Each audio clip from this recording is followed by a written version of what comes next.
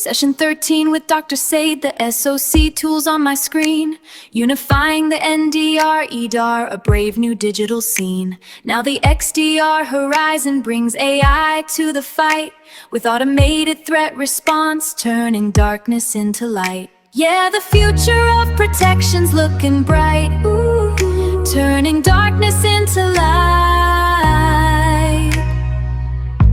Welcome, everyone, to EInvestigations. Today, we're diving deep into the engine room of cybersecurity, the Security Operations Center, or SOC, and the critical tools that make it run. Think of these tools as the eyes, ears, and brain of any company's defense system. Let's look at how they work together to fight modern, complex threats. Just like a carpenter needs more than a hammer, a modern SOC needs an array of tools to address the full spectrum of cyber threats. The complexity of modern attacks means we can't just rely on one simple solution. We need to analyze multiple data sources, from logging to detection and response, to find threats that sneak past initial defenses. We'll break down what each specialized tool does and how combining them gives us a comprehensive defense strategy. Think of SIEM, or Security Information and Event Management, as the brain of a SOC. It's the central hub that collects, analyzes, and correlates vast amounts of real-time and historical security data from various sources. Its core job is threat detection, compliance reporting, and managing security incidents. It gives us a central dashboard to make sense of all that data. While SIEMs are vital, they are not all-knowing. They were first designed mainly for compliance logging, but expanded to threat detection and are now the central alert repository for many SOCs. They are great at spotting known threats based on predefined rules. The limitation is that if a sophisticated attacker uses a brand new novel pattern, the SIEM will likely miss the attack because it doesn't have a rule for it yet. If SIEM is the brain, endpoint detection and response, EDR, is like the detailed CCTV cameras in our cybersecurity surveillance system. EDR emerged to monitor and record detailed system-level behaviors on individual devices, like laptops and servers. This level of detail is essential for forensic investigations, helping us reverse engineer malware and understand exactly what an attacker did, allowing us to block malicious activity and restore affected systems. Network detection and response is the radar of our SOC. It constantly scans network traffic, looking for anomalies using advanced techniques like machine learning, not just known signatures. It builds models of what normal network behavior looks like and flags anything unusual. However, remember that NDR is limited to the network and cannot track local events or process information happening on individual devices. User and Entity Behavior Analytics, UEBA, is like a behavioral psychologist for your network. It studies normal patterns of activity for users, hosts, and applications. Its goal is to discover potential incidents by flagging activities that are out of the ordinary, using basic rules and advanced analytics. For example, it would notice if a user suddenly logs in from a strange location or accesses files they never touch. This slide brings up the concept of third-party logs, which often come from external services or applications. While it doesn't elaborate, it's worth noting that these logs can be valuable sources of additional context in a SOC, especially for UEBA tools that heavily rely on them to monitor and detect threats. While EDR solutions are powerful, they have their blind spots.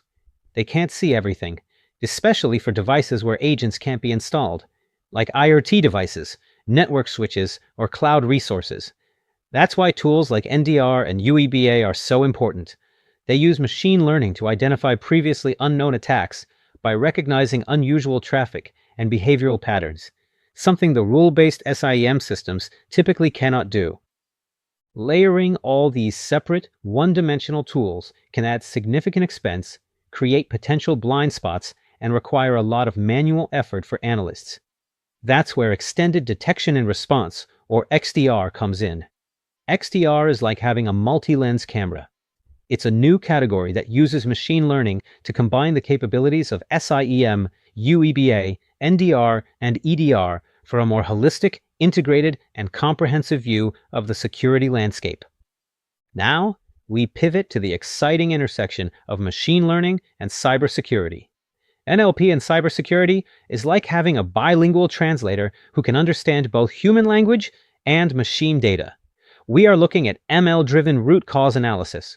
Instead of a security team spending time hunting through countless logs and dashboards when an application breaks, unsupervised machine learning can automatically find the root cause of software incidents, often without needing manual training.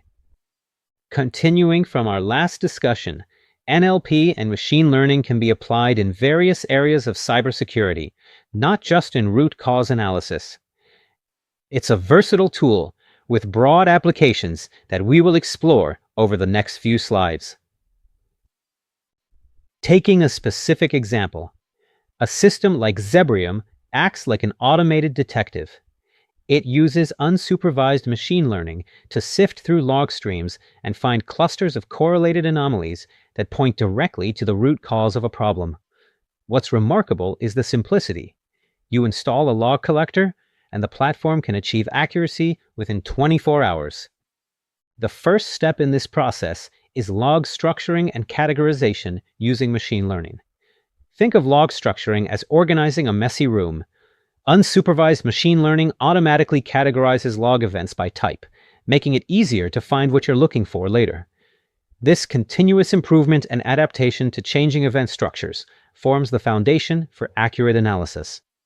The second step is anomaly scoring. As each new event is seen, it gets a score based on how anomalous it is. Anomaly scoring is like the security alarm of a SOC. Two of the biggest factors are how rare an event is and its severity. The higher the score, the more attention it warrants, helping us prioritize events based on their abnormality. Step 3 is finding the signal in the noise by looking for correlated clusters of anomalies. Finding the signal in the noise is like searching for a needle in a haystack. Machine learning helps us focus on hotspots of correlated anomalies across different log streams. This process eliminates random, coincidental anomalies, and the patterns that remain form the basis of a root cause report. The fourth step involves identifying correlated metric anomalies. This is like having a vital signs monitor for your system. If Zebrium collects instrumented metrics, it can identify outlier metric values, like a sudden spike in CPU usage. These metric anomalies can then be used to corroborate the details found in the logs, which speeds up troubleshooting because a human doesn't have to manually figure out which metrics are relevant. The fifth step is solving the last mile problem using GPT-3. The ML system is great at distilling a problem down to a few key log lines. Using GPT-3 to solve the last mile problem is like having a translator who can convert complex technical jargon into simple, understandable language. It generates a plain language summary of the root cause, which bridges the gap between technical and non-technical stakeholders. Finally, we have delivering the results of the ML-based log analysis as a root cause report. The final report is like the closing argument in a court case. It compiles all the evidence, log lines, correlated metric charts, and the plain language summary.